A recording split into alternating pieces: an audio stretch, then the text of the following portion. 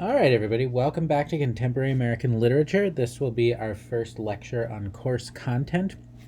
We're going to look at really one poem by Elizabeth Bishop, and then I want to glance at another one of her poems. So we're going to look at The Man Moth, and then we're going to look very briefly at the end of my discussion of Questions of Travel, the two poems I asked you to read for this lecture. However, we're also going to use this lecture as a kind of introduction to reading literature, because I know that this is an introductory level literature course. It might be the only college level literature course you take. It might be you might not have taken any literature courses since high school. So I want to use it as an introduction to the reading of literature, to give you some terms in which to think about literature and some ways, some sort of strategies for reading it.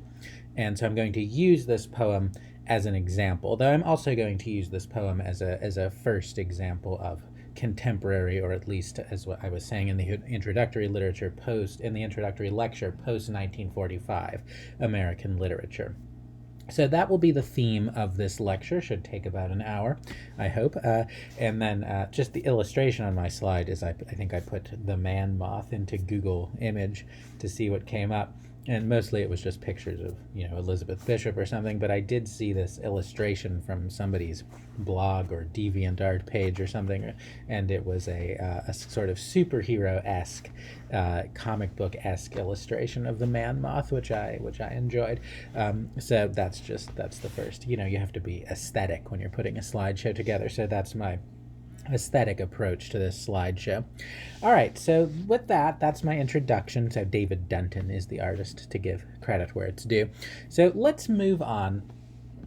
We are going to read many different types of literature in this course. As I noted, we're going to read fiction, poetry, drama. We're mostly going to read fiction and poetry, and then we're going to read two plays and then a few nonfiction pieces, including one in comics form, in graphic novel form. So every time we move to a new type of literature, I will note some of its characteristics. That there are different elements of drama, of poetry, of fiction, of comics, etc. But there are a couple characteristics of literature in general that we can talk about, and I want to look at those today. And I'm going to go very briefly through this, and then I also want to look in particular today at some characteristics of poetry, because we are going to be looking at two poems in this lecture. So very basic elements of literature are setting, the place or places where the events of the work occur, and any type of literature can have a setting, whether it's a poem, a story, a play, even a piece of nonfiction. We'll have to talk about nonfiction and what makes it different from fiction, if anything. Later on in the course, but even a work of nonfiction is going to be about a place. It's going to be about, a real place, but the author will still be characterizing the place in some way. So when you read a work of literature, you have to ask, where is this set and how is that setting portrayed? So because that tells you what it means. It tells you, well, doesn't tell you everything it means, but it tells you a lot of what it means. Are we looking at the city, the country? Are we looking at a place that's portrayed as a wonderful place to be or a terrible place to be? And obviously it's going to probably be in the middle, but that will tell you what the author is trying to communicate about the world by showing you a particular place in the world and how it seems to the author. So that's it, setting. Then we have character, the persons or actors, or as some French theorist once said, actants, A-C-T-A-N-T. I think we can just say persons, who feature in the work. So the work will be about some people. And again, this one I think cuts across most types of literature. You're going to have characters even in poems, in plays, in nonfiction. They'll be real people, but they'll be described in a certain way, and in a way that tells you what the author is trying to communicate about certain types of people or certain psychological experiences or certain versions of people who exist in a society at any given time. So it's important to pay attention to characters and how they are described and characterized. Now this one, character really in We'll talk more about, I think, when we get to really to fiction and drama.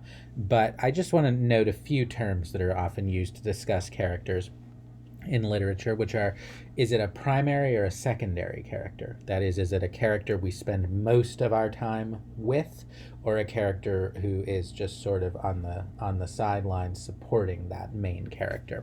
So that's one way of thinking about it, primary versus secondary. Another way is protagonist antagonist, which is, this can be complicated, especially in modern literature, modern and contemporary literature, which generally wants to complicate the idea that there's some binarism between good and evil, so you don't necessarily have clearly demarcated good characters and bad characters in a lot of modern and contemporary literature. But the protagonist is someone who we seem to be on this person's side. We seem to be invited to sympathize with this person. And the antagonist is someone we're invited to think of as antagonistic to the values the text seems overall to support. And then a final way of talking about characters, and this probably applies more to fiction and drama than anything else, but round versus flat characters. This goes back to a distinction developed by the English novelist E.M. Forster in his famous book Aspects of the Novel, where he says that there's two types of characters, really. There's the round characters who change over time, and we sort of see them from multiple perspectives, and we sort of feel that they're complicated and unpredictable and can go various different ways, and they have a kind of psychological depth. That's a round character. And a flat character is more of a caricature, more of a, not quite a stereotype, but somebody who's sort of defined by one or two traits, and that character brings those traits in every time they appear, and are defined by them, and never really change or surprise us in the way a round character does. And some writers favor one way or the other, flat characters or round characters. I think more commonly, particularly in fiction, you often have the protagonist, the primary character, is round, and we're sort of following this person's trajectory and development. And a lot of the people around that primary figure will be sort of flat, will be there to kind of support or provide a context for that development. So that's character. Again, we'll talk more about character when we get to fiction, especially because in fiction, there's the art of characterization, and in fiction that has a lot to do with the point of view, and we have to develop a whole sort of specialized language for point of view in fiction, but that won't bother us here. So that's it. Then we have story, the actions narrated or described in the work. And there's multiple ways of talking about story. There's not even an agreement about what to call this. So some people say plot, some people say story. I mentioned the famous English novelist E.M. Forster in his book Aspects of the Novel from 1927. And he developed a distinction between plot and story. And he famously said, the king died and then the queen died is a story. A story is just a sequence of events that's narrated.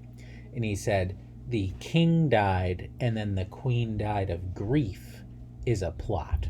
Because a plot is not just a sequence. A plot is a kind of logical structure. And he wanted to say that story is this kind of base level of narration that he didn't think was very sophisticated, and that a real writer creates a plot, a kind of logical sequence that involves you as the reader in this kind of logical thinking that exercises your mind. So that's one way of thinking about plot versus story. Another way, I just thought it might be fun to have some Russian words on the slide. Another famous way to think about it, which was developed by Russian formalist critics and their followers, is to distinguish between the events of the narrative, so what actually happens in the narrative, which they called fabula, that's Russian, but it's from the Latin. You can see the word fable in it, so fable, story. So the fabula, the simple events of the narrative, what E.M. Forster would call the story, the simple sequence of events. and then sujet. I don't really speak Russian. I hope I'm pronouncing that right. Sujet. I shouldn't say I say I don't really speak Russian as if I spoke Russian a little. I don't speak Russian at all. But sujet, which is how the events are organized in the telling of the story. And if you can think of this distinction, I'm sure you've all seen a movie or read a novel in which the narrative was non-linear, in which, let's say, it starts with somebody. It starts in, the famous epic poet technique of starting in the middle of the action, and then you get flashbacks to how the protagonist got to that point. The movie, let's say a movie starts with somebody, abandoned in the middle of the ocean and about to drown, and then you have to have a flashback to how that person got there. So that's the difference between sujet and fabula. What are the actual sequence of events being narrated, and then how are they sequenced in the narrative, which can be two very different things. You can start in the middle of the action and then have all these flashbacks to what happened before. But really, if you put the events in chronological order, that would be the fabula. And that's similar to Forster's distinction between story and plot, between, again, story being the sequence of events of the narrative and plot being the logical connections among them. So it's not, there's not going to be any tests in this class or anything. You don't have to memorize that. You don't have to memorize E.M. Forster's terms or Russian terms or anything like that. But the point I'm making is that these ways of talking about these basic elements of literature can be very complicated. And I don't ever want to, in this class really, after today, talk about them in an abstract way. I just want to give us some vocabulary to apply to the specific cases we'll see when we're reading a story or reading a play or reading a poem. So those are some basic elements of literature. Here are a couple more. Style. I would say that style is a hard thing to talk about. It's an imprecise word, but I would say it's the general level or register or tone of language used in the work. And if you just think about things you might have read in the past, you can see that you've read different writers with different styles. I'm trying to think of what people read in high school. I haven't been in high school in a long time, but I imagine somewhere along the line you read a story by, let's say, Edgar Allan Poe, and you probably remembered that even for his time period, he wrote in this very luxurious, florid style with a lot of intensely arcane vocabulary, a lot of weird references that you had to look at a footnote to understand, things like that. And then maybe you read a story by, let's say, Ernest Hemingway, and it's the polar opposite. Even though they lived in different time periods, they still, I think, exemplify two different styles. And for Hemingway, it's very stripped down. It's very spare. He uses, one syllable words and very short sentences, whereas Poe uses the longest words he can find and sort of complicated sentences. And so, those are two kind of extremes of style, but at any point we should be able to kind of characterize the style of a work based on what the sentences are like. Are they long? Are they short? Are they complex? Are they compound? What are the words like? Are they simple words? Are they complicated words? Are they words you have to be very educated to understand? Are they words anybody can understand? Tone, is it a passionate tone? Is it a cold tone? Is it an ironic tone? So style is, again, it's an abstract word, but it's something we want to be thinking about. What is this language the author is using? What is it meant to make us think and feel? Then we have imagery. I would say imagery, despite the way it sort of sounds like it's about what you can see, I would define it in literature as any appeal to the senses that uses words to try to conjure up pictures, sounds, and other sensory stimuli, as I sort of grandly put it here. So anything any time the author is trying to make you see, hear, smell, feel something, that's imagery. And that's another question we want to ask when we're reading a work. What kind of imagery are we being shown? And it's kind of like setting. How is it being described? Is it Are these good images? Are these good sights and sounds and smells, or are they bad ones? Are we happy to be experiencing this, or are we meant to not be happy? And what does that tell us about how the author sees the world, what the text conveys about the world? And then we have figurative language. And this is the use of figures, or what are called tropes, which are turns away from literal language.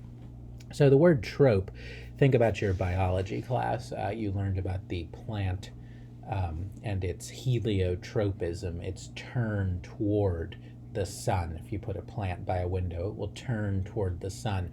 Well, that's the same word. That's the same word in Greek, trope, which means turn.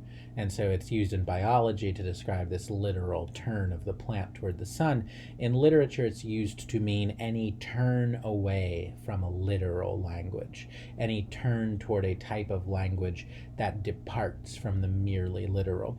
And there are, I would say, two main types of tropes. One is metaphor and simile, and I think these are similar.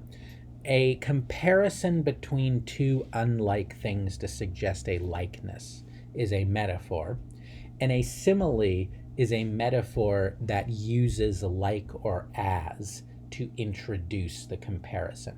That is, it makes the comparison explicit. So let's say I said the wall is snow white. The wall is snow white. So I'm trying to tell you how white the wall is.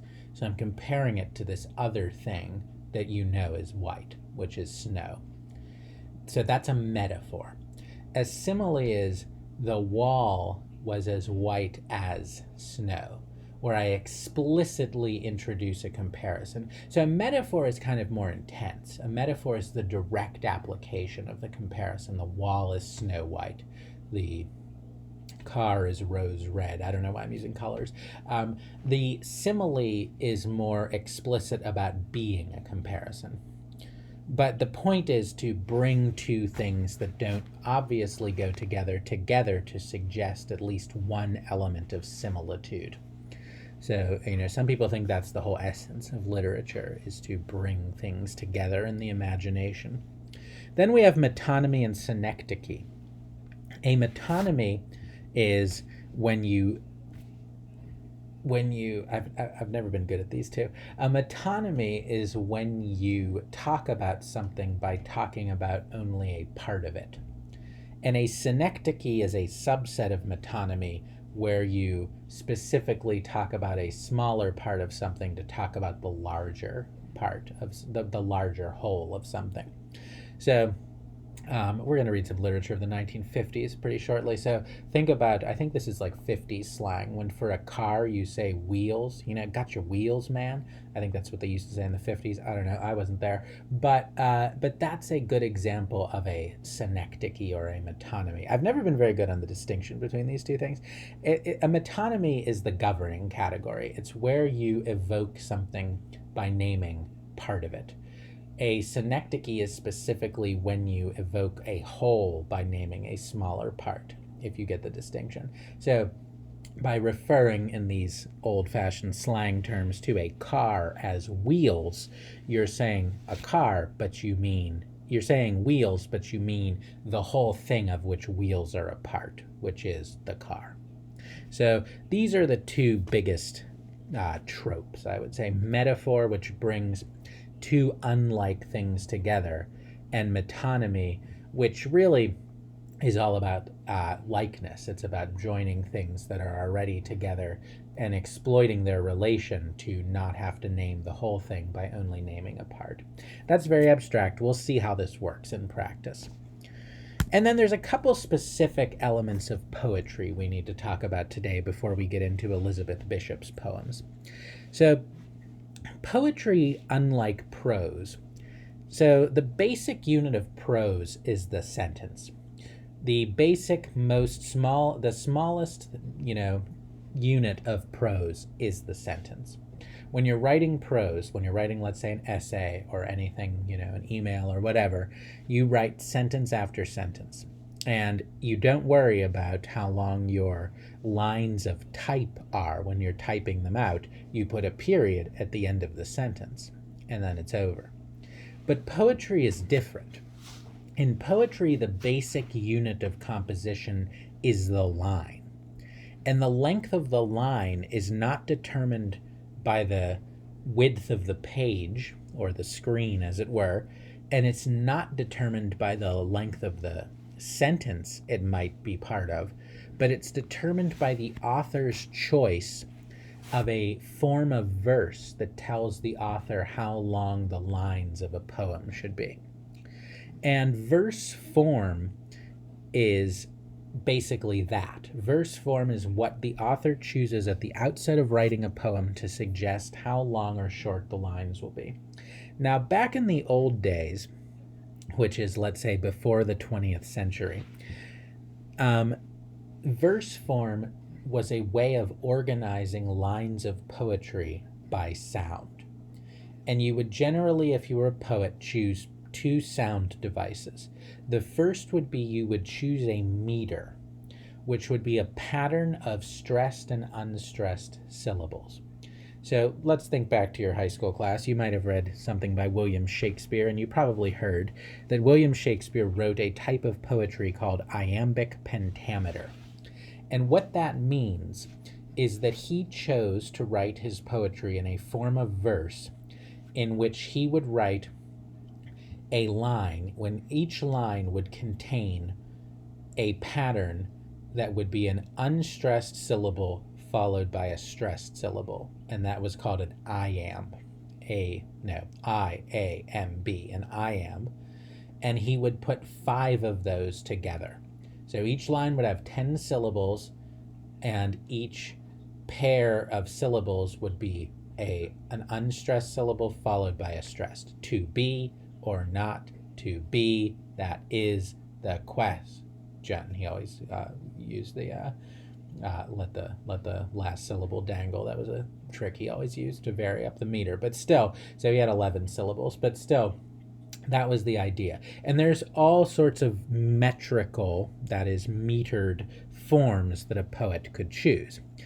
Also, poets would use the device of a rhyme scheme, which is a regular matching of ending sounds in a poem. And so when you put that together, poems would be made of these very regular patterns of sounds, and the length of the lines would be determined by the metrical pattern pre-chosen at the beginning. Now, something happens around the end of the 19th century, which is that poets begin to write in free verse.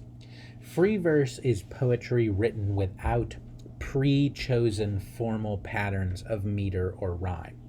Now, why did poets stop writing in formal verse, that is, verse governed by meter? There's a very wide variety of reasons we can talk about. People have attributed it to all sorts of things, from the collapse of religious authority. That might sound strange, but think about it for a minute. So when society was much more, when, let's say, different European nations were much more organized around Christian faith, the poet would, like every other person in the nation, sort of assume that they had access to some pre-understood order of meaning and significance in the universe. The world was created by God, and we were all God's children, etc. And so it made sense to write poetry that echoed this ordered spiritual structure of the universe. Your lines of poetry were as regular as God's creation. And then as the 19th century goes on, you get the Industrial Revolution, and you get Charles Darwin and the theory of evolution, and you get other kinds of developments in geology and physics, and then you get the developments of psychology with Sigmund Freud at the end of the 19th century, and the picture of the world begins to look a lot more secular and a lot more chaotic. human beings are the product of this random process of evolution. So the story goes. I'm just telling you what the development of thought was around this time. I'm not asking you to believe anything in particular. But with this collapse of faith in an ordered spiritual universe and the growth of a faith in a chaotic material universe, it becomes less possible for the poet to have faith that his or her lines are ordered in a way that reflects an ordered universe. So why not start writing poetry that is less ordered? Why not write free verse? And of course, the first poet to write free verse, well, this isn't true. I shouldn't say that. The most famous poet to first write free verse was America's own Walt Whitman. And for him, freedom was America. Freedom was American liberty, was American freedom. So it also has this political corollary of freedom. And why am I telling you all this? I'm telling you all this because nothing could be more boring than to learn a list of vocabulary words that don't have any meaning or relevance to anything. And what I'm telling you is that these literary features that are expressing themselves on this slide as very sort of boring terms are actually have some correspondence to worldviews that actually are important and meaningful to us. That your choice of a literary form is not something that is just sort of pleasing to you, or it's not something that's just kind of random, but actually it's expressive of a worldview. It's expressive of your spiritual views, of your political views.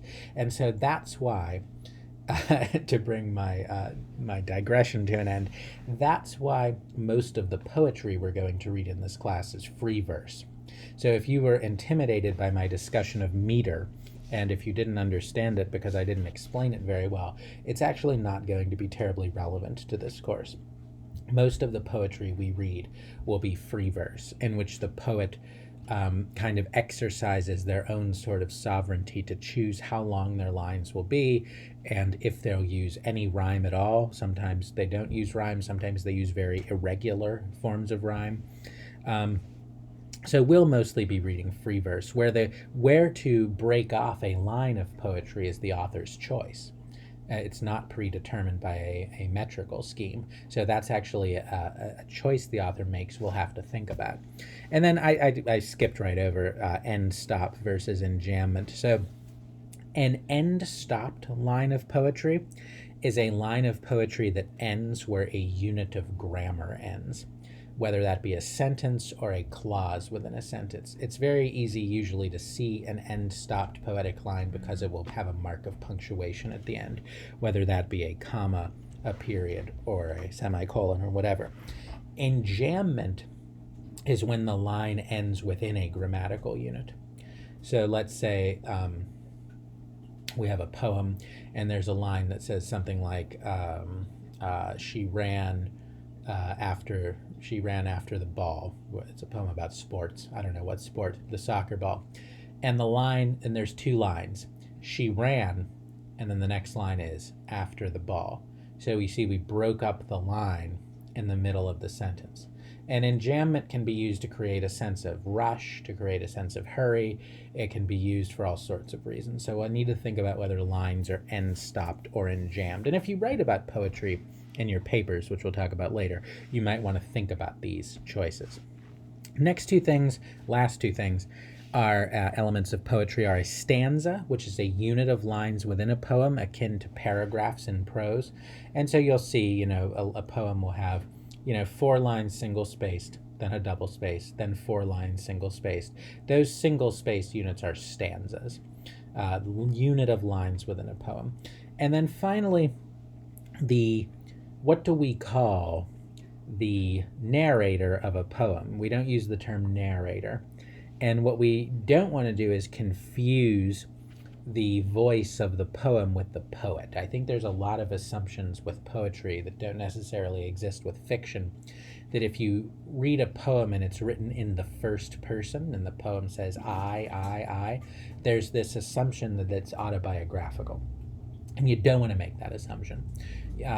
In fact, even if it's autobiographical, it's important to understand that still the poet is making a series of choices to characterize themselves in a particular way, creating themselves as a kind of fictional character. We'll talk about this when we look at nonfiction too, the way nonfiction, while it's about real people and real places, is the product of a series of artistic choices that the nonfiction writer characterizes those people and places in a certain way. Nonfiction is, in that sense, fictional. You didn't hear that from me. But anyway, back to poetry. So the speaker of a poem, that's the word that has been used in English literature, in English departments for about 100 years now.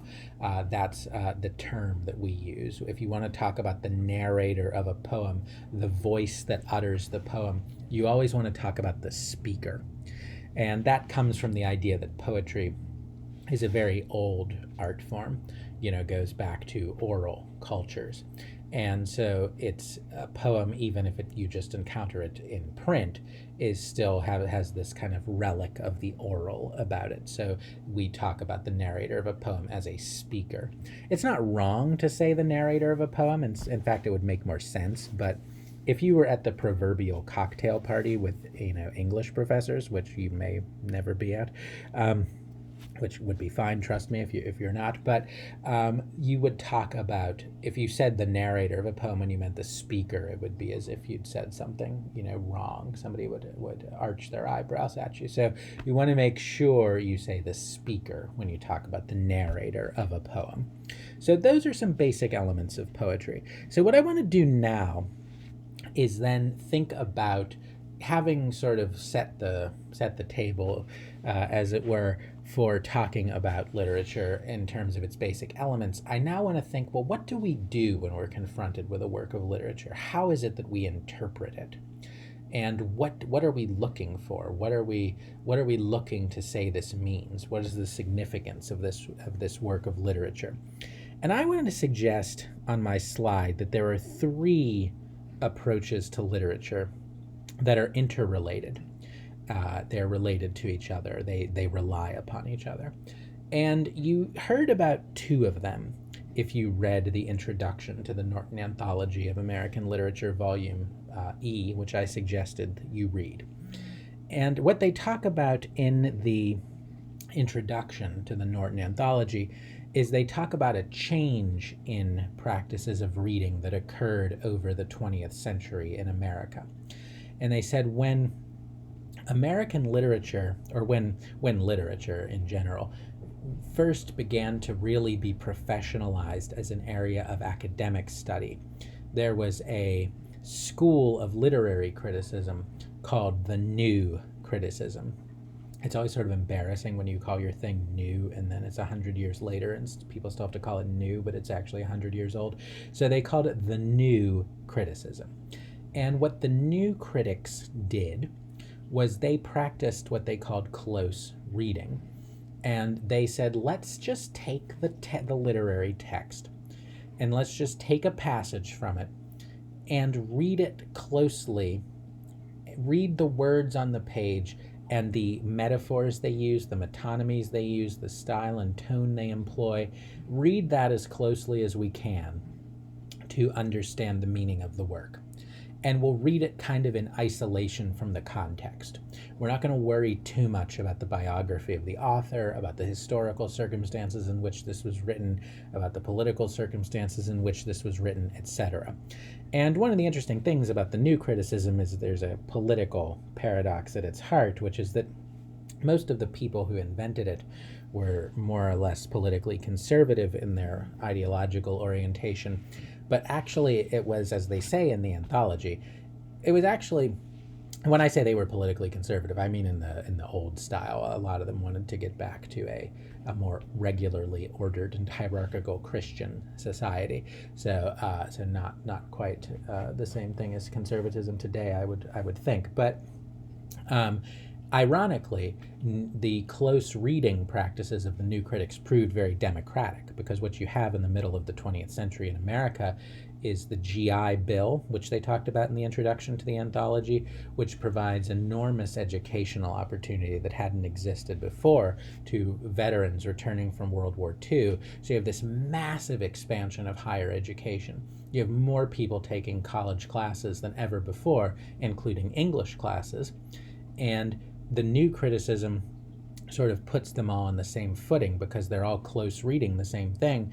And when the teacher says, don't worry about the author's biography, don't worry about the historical circumstance, well, then if you're coming into the classroom not having really had an education before in, let's say, the history of England before you read Shakespeare, well, it's irrelevant. So the new criticism proved a democratizing force.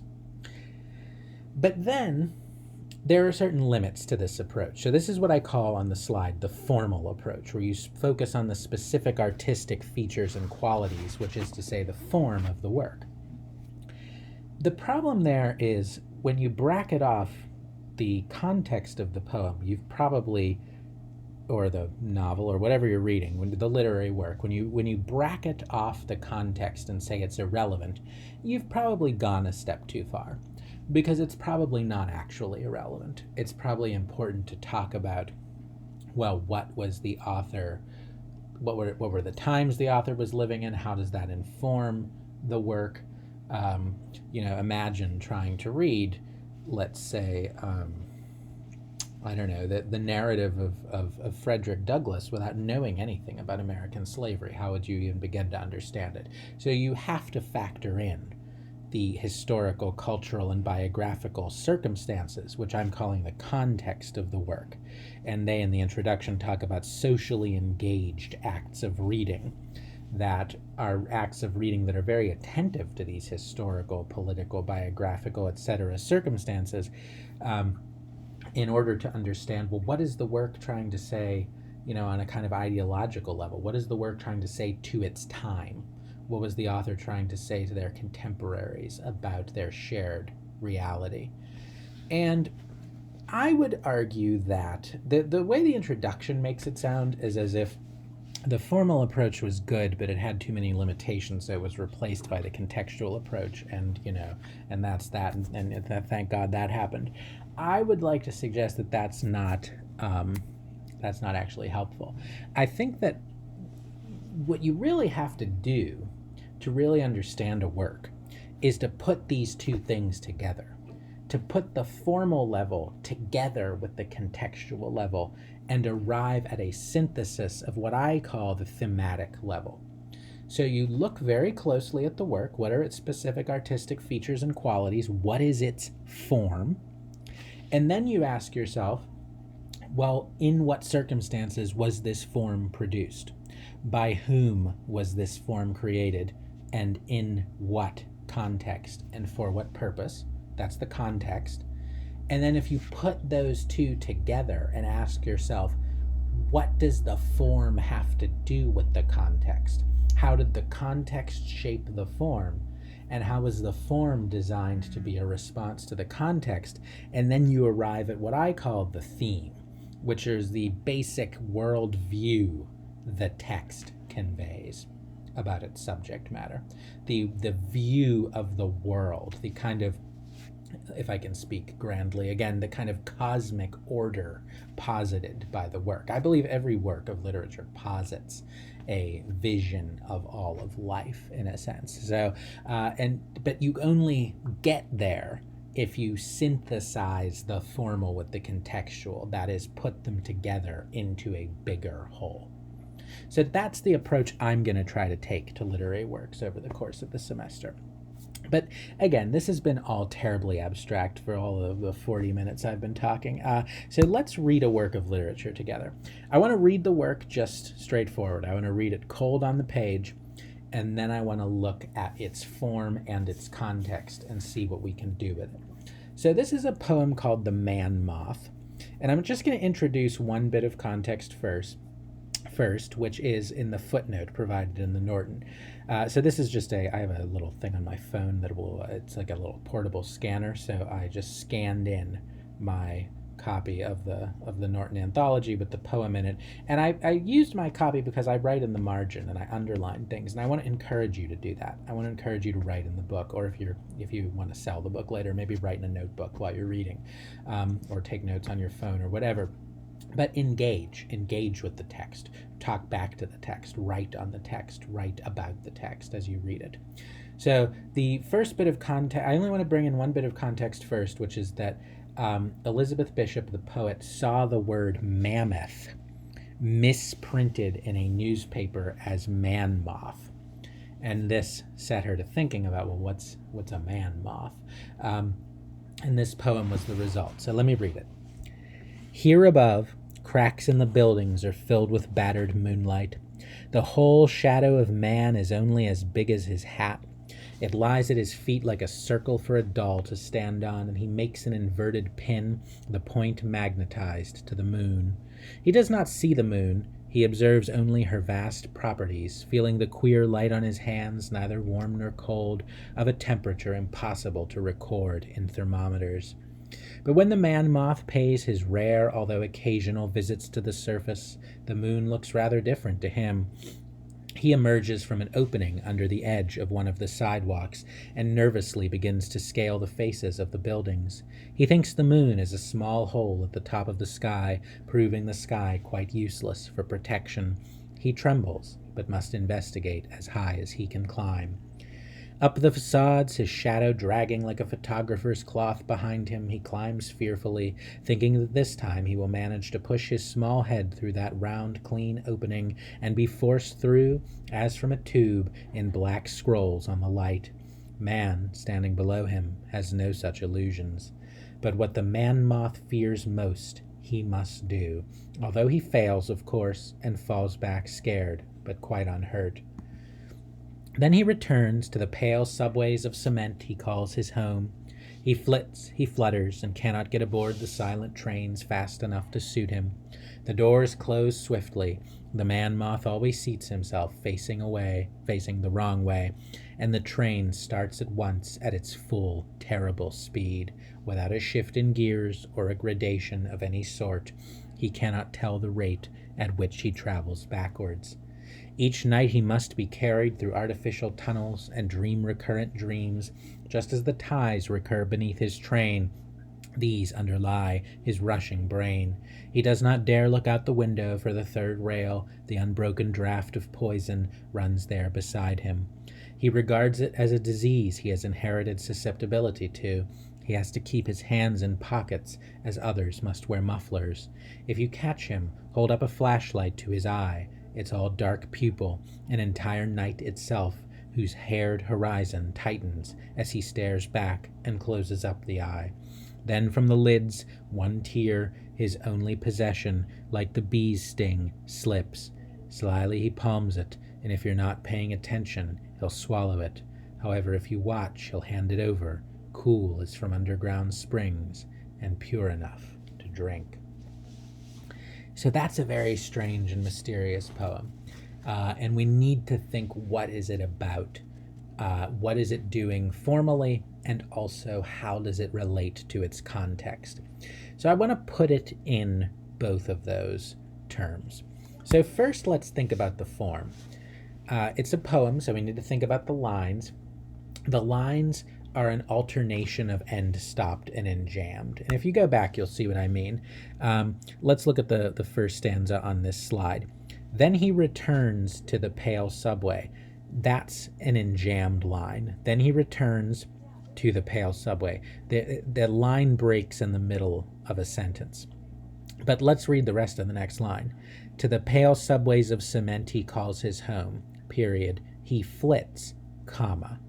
That's an end-stopped line. We have not a whole sentence, but a clause, and then a comma, and then the next line picks up the sentence. That's an end-stopped line. So we have an alternation of end-stopped and end-jammed. The verse form is free verse with no regular rhyme or meter. You might have noticed there were certain rhymes within the poem that didn't occur at the ends of lines. That's called internal rhyme. The big one was in the third stanza on this slide. Just as the ties recur beneath his train, these underlie his rushing brain. And I think there are things like that throughout the poem, but there's no regular rhyme scheme and no regular meter. What about the stanzas? There are 6 stanzas. They're regular. Each stanza has 8 lines. The first line of each is short and indented. So those are the verse form aspects. What is the setting? Some nameless modern city, some urban, vast kind of urban setting. Who are the characters? The characters, I would say, are the Man Moth is the main character, but then we have a speaker of the poem who is not just a neutral speaker, but somebody who turns and addresses us at the end of the poem. So we need to think about who that is. What's the story? It's a perfectly linear narrative of the Man Moth's quest and defeat. He comes up out of his underground home. He scales the buildings to try to reach the moon to escape from this sort of prison of the modern world, as I'll describe. And then he's defeated and he goes back home on the subway. What is the style? Now, style is hard to talk about, but I would say it's dispassionate, by which I mean unemotional. It's a very neutral description. It's very detached. I would even say it's clinical. It's like we're getting a case study from a psychologist or a sociologist about, or a, an entomologist about this creature. But there are little disruptive hints of both anguish and amusement. So, for instance, when he's climbing up on this heroic quest, and we get this parenthesis in the 3rd stanza on this passage, man standing below him has no such illusions. So that's I think that's both anguished and amused. So it's amused because the Mothman is on this doomed quest, and it's anguished because regular people will not involve themselves on such a quest, don't have any kind of heroic goals at all. And so it's an anguish over the lack of meaning and purpose in the modern world, even as it's amused at this struggle doomed to defeat. Imagery, it's very urban. We have subways, we have buildings. It's very technological. It's also very surreal because the main image is this creature, this man moth, this insectoid, humanoid creature. And then figurative language, mainly in this poem, similes. So the man moth, let's see, a man's shadow lies at his feet like a circle for a doll to stand on. Where's the thing about his shadow dragging like a photographer's cloth? What that means is, back in the day, like in the early 20th century or late 19th century, a photographer had to put a cloth over himself and the camera to create perfect darkness behind the camera to take the image. So the photographer had this cloth to put over the camera. So we have similes, which are kind of overtly signaling to us that comparisons are being made. Okay, so that's the form. What can we do with that contextually? Let's put it into at least 2 contexts. The first context I want to put it into is a biographical one. What was Elizabeth Bishop's life? Who is this poet? And you see her there with her, not with her man moth, but with her cat. And I hope you read the little biography that introduced Bishop in the head note to her poems. So she lived from 1911 to 1979. She was born, that biography dwelled on the fact that she had this tragic early life. She was born in Worcester, Massachusetts, and her father died, and her mother became mentally ill and was institutionalized. And so she was raised in part by her grandparents in Nova Scotia in Canada. And Nova Scotia recurs a lot in her work. Then she was educated at Vassar College, which was she was educated at Vassar College, which was a very elite, I think, women's college at the time, where she came under the influence of poetry, and particularly her mentor was the modernist poet Marianne Moore. And we'll talk about modernism in a minute. That's a word they throw around a lot in the intro to the anthology. And Marianne Moore was a great modernist poet. And she then traveled extensively, and she lived for 15 years in Brazil, especially with her partner, who was a Brazilian architect, Lota de Macedo Soares. But Lota killed herself in 1967, and so this was a terrible event in Bishop's life. And she came back to the United States and taught in universities, particularly Harvard, for the last decade of her life, and then she died in 1979. And her poetry, as they said in the introduction, the kind of cliche about Elizabeth Bishop's poetry is it's very cool, it's very controlled, it's very distant. And her contemporaries, as we'll see in a few weeks, were the so-called confessional poets, like Robert Lowell, who was her friend, and writers like Sylvia Plath, who we'll read. And they wrote very openly about their lives and their struggles, and they wrote very autobiographically about mental illness, sexism, alcoholism, all the struggles they had. She did not write that way for the most part. She sort of turned that way toward the end of her life, but for the most part, she didn't write that way. She wrote in a very much more reserved fashion, even when writing autobiographically, but she also wrote a lot of poems that were about, either a mundane activity like catching a fish, which is another great poem in the anthology, or about the Man Moth. And she also really dismissed the idea of the importance of personal identity in writing. And this is going to be very different from writers we'll see later, but she did not want to be identified as a female poet or as a lesbian poet, but just as a poet. She famously, they asked her to, when she was still alive, they were putting together an anthology of female poets, and they asked her permission to use her work, and she said, no, I don't want to be an anthology of female poets. I want to be an anthology of poets. And that was her attitude, and we're going to see writers who take a very different stance on issues like that later in the course. But I think that's all it all goes together, this kind of work that is impersonal, that is controlled, that is distanced, and this refusal of identity. And I just put a couple quotes from the Norton bio of Bishop onto the slide there, that her poems often have long perspectives on time with landscapes that dwarf the merely human. And we definitely saw that in the Man Moth. Man's shadow is as small as his hat, or however the line goes. There's the human appears very small in her work, and I think that goes along with her thought that identity wasn't that important to her. But also exile and travel were important to her. She wrote a lot about that. And, the title of her first book, North and South, in which the Man Moth appeared, looks backward to the northern seas of Nova Scotia and forward to the tropical worlds of Brazil.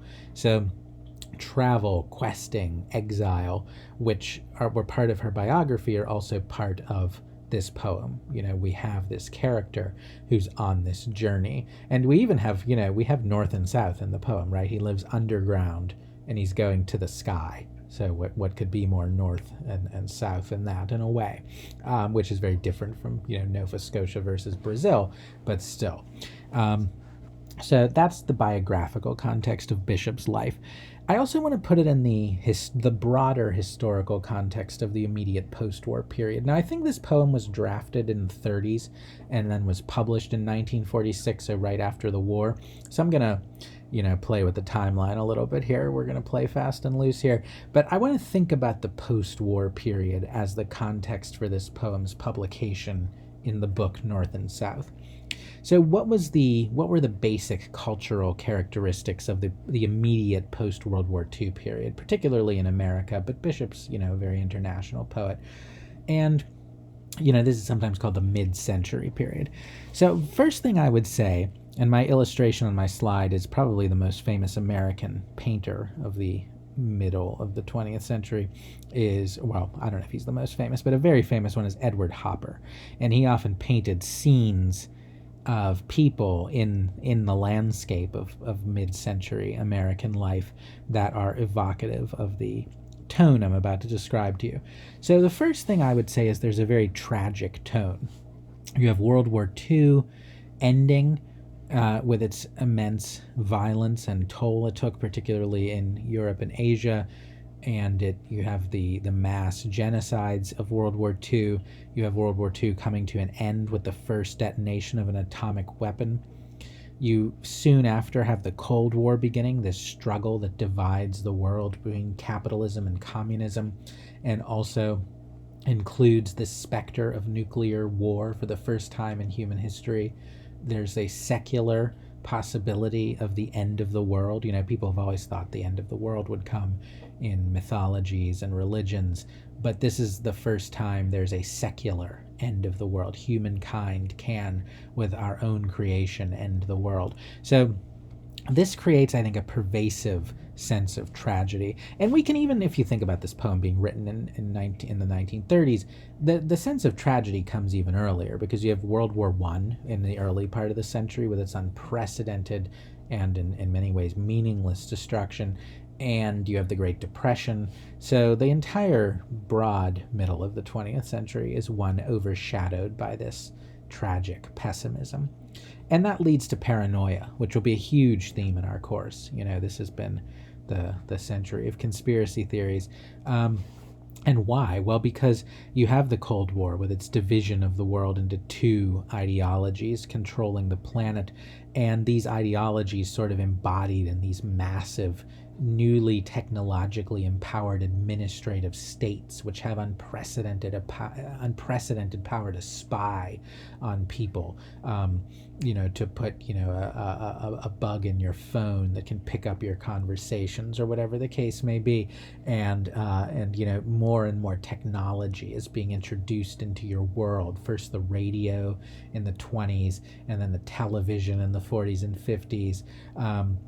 And the telephone, I think even before the radio. And so there's this technological encroachment, and with it brings that sense that you're in this enclosed, walled-off world, and this threat of nuclear doom hanging over your head. And you have these vast institutions, these vast states that were empowered by World War II.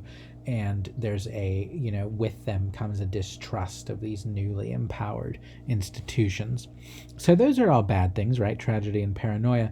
But also in the United States, you have a post-war boom in the economy, because, you know, Europe was just flattened and destroyed by World War II, as was much of Asia. But America, while it sustained losses overseas, what after 9/11 came to be called the homeland, and was not called that before 9/11, but anyway, the homeland was untouched, and so America became this vast industrial power, the major, really superpower of the world. And so you had the growth of a middle class with the GI Bill, which led to people being able to get an education, which led to people being able to economically advance themselves. You have the growth of suburbs, the spread of consumer technology, cars, TVs, home appliances, you know, the cliches of the 1950s, is everybody getting a washing machine, etc. And, you know, and we should never state that there were people left out of that prosperity on the grounds often of race, and where that's going to be a big theme in our course later. But there was this sense of prosperity, but with the prosperity came conformity. So with ideology and technology bearing down on everyday life, many thinkers feared that we were becoming just this mass society where everybody was the same, and everybody would move out to these identical suburban tract houses and lose any sense of individuality as they were assimilated into these vast administrative states and these corporate institutions that were employing everybody.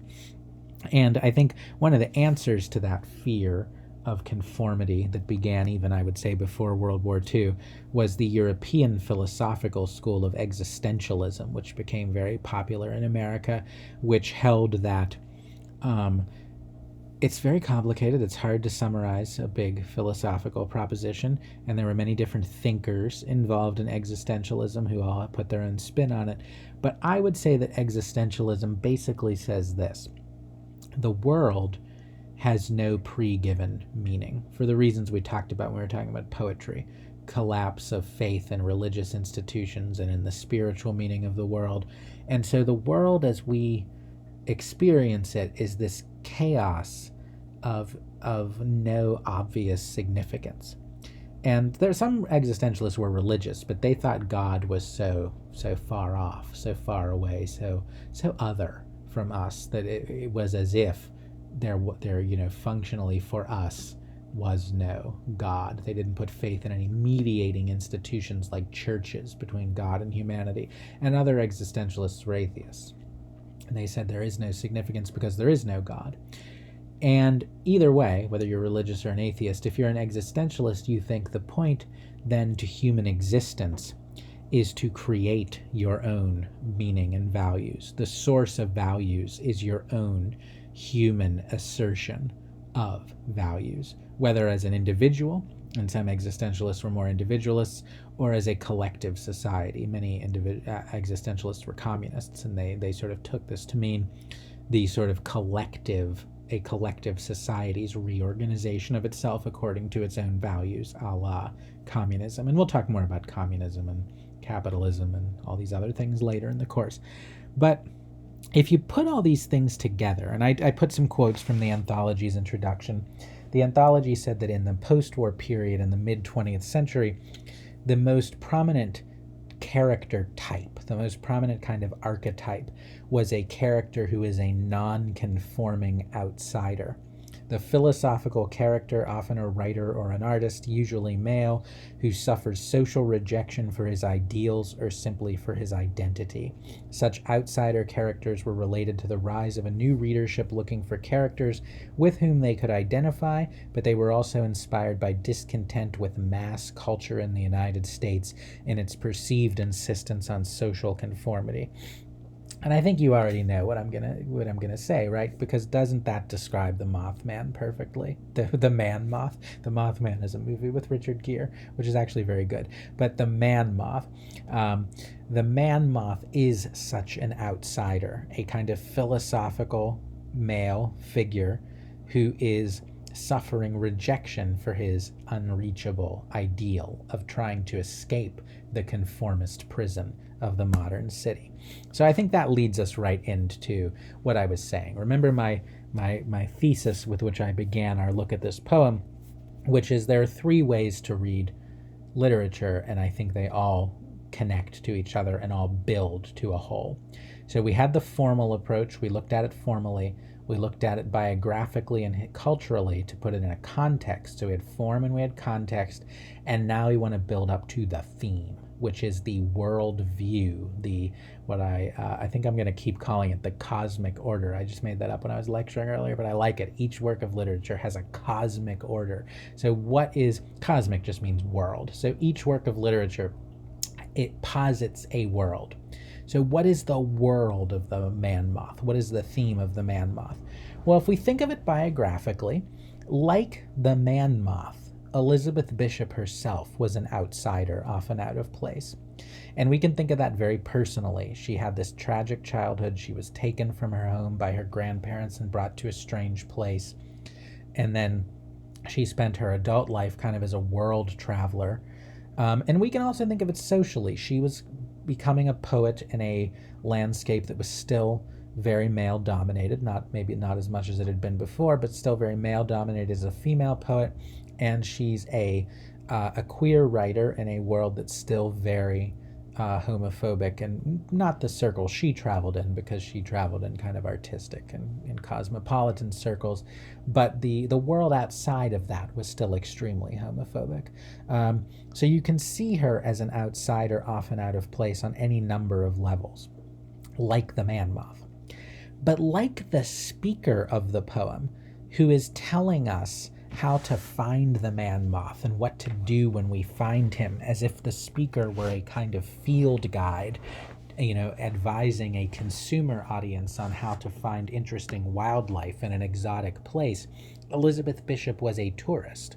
She was seeking unusual people, places, and experiences, and thus her world travels, and thus her sojourn in Brazil.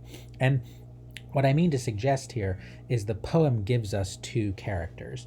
It gives us an outsider who's a kind of victim of a society that rejects him, the Man Moth, and it gives us the speaker who is a kind of privileged outsider who is arguably exploiting the Man Moth for a kind of, to sort of hold the Man Moth up as a specimen to the reader. If you find him, try to catch his tears. And so I think these are if this isn't too much to say, two sides of Elizabeth Bishop's personality. Her sense of herself as both a victim and a victimizer, or as a person very disprivileged in a lot of ways, both in her personal life and on gender and sexuality grounds, but also very privileged on class grounds and on grounds of traveling at, with an American passport to much poorer countries. And those two sides of herself, which are both equally true and valid, are kind of distributed among the two characters in this poem. And I think if you apply a biographical context, you can see that. The cultural context is easier to explain. I think I already sort of sketched it, which is the man moth is the paranoid outsider with a tragic worldview in this mid-century America of prosperity and conformism. He's this outsider figure. And like the existentialist, he's alone in a world he doesn't understand, and he's trying to create his own meaning to escape from it, to ascend to the moon. And then, I didn't have room for it on the slide, but like the speaker is the kind of agent of conformity. The speaker is sort of telling us in anthropological, entomological, scientific detail about this creature so he can explain this creature, so he can exploit this creature, so he can sell this creature to us, as if we were consumers of strange and exotic experiences. So the speaker is this agent of conformism who nevertheless has these doubts, these intimations of what I called amusement and anguish that intrude, that make him aware of this falsity or problematic quality of his own position. This is kind of a joke of a poem. The poem is funny. It's based on this misprint, so I feel like I'm maybe overreading it a little bit, but that's okay. That's okay. There is no such thing as overreading. And then what about the form? So what does the form do with this theme, with this worldview? Well, I would say, doesn't the regularity of the stanzas resemble the regularity, the urban grid of modern life that the Mothman is seeking to escape? Aren't the stanzas themselves a kind of prison for this character they describe? Don't they even look sort of like they have the shape of like urban buildings? And isn't the clinical tone of the speaker that of the regularized modern person trying to tame and understand the outsider? Doesn't the tone also reproduce that, prison clinic that our existentialist man moth is trying to get out of? And yet, we have these similes. We have these hints of anguish and amusement that turn from literal ordered language and that turn from a clinical tone, just as the man moth seeks an escape from modern order. So the poem is this order, but it's also these evasions of this order, these little hints of an escape from this order, as small as the moon looks in the night sky, but still a hint of how we might get out by turning away from regularity, from order, from the merely literal, from the scientific as exploitation, from mass conformity. And that leads me to my final point today. Sorry for the scary image on the slide there, but it's another insect image. It's an image from the movie Naked Lunch by David Cronenberg, which is an adaptation of a novel called Naked Lunch, written by an author named William S. Burroughs, who was part of the Beat movement that we'll be studying later on. And so I just thought it would be another interesting insect image. So this is my final point, which is the following. That word, these words modernism and postmodernism were thrown around a lot in that introduction I asked you to read, but they were never really defined. And modernism was the dominant literary movement of the early part of the 20th century. And postmodernism is the dominant literary movement of the second half of the 20th century, and maybe even still reigns. But what are these? They're not very well defined. I want to define them briefly. I want to define modernism briefly, because this poem in many ways is a very typical modernist poem. And modernism, it's a very big topic, but I would characterize it briefly as a literary movement, particularly in poetry, that emphasized impersonal, which is to say not obviously biographical and not very emotionally effusive, and very tightly crafted, very deliberately written, but difficult, not immediately understandable or explicable poetry.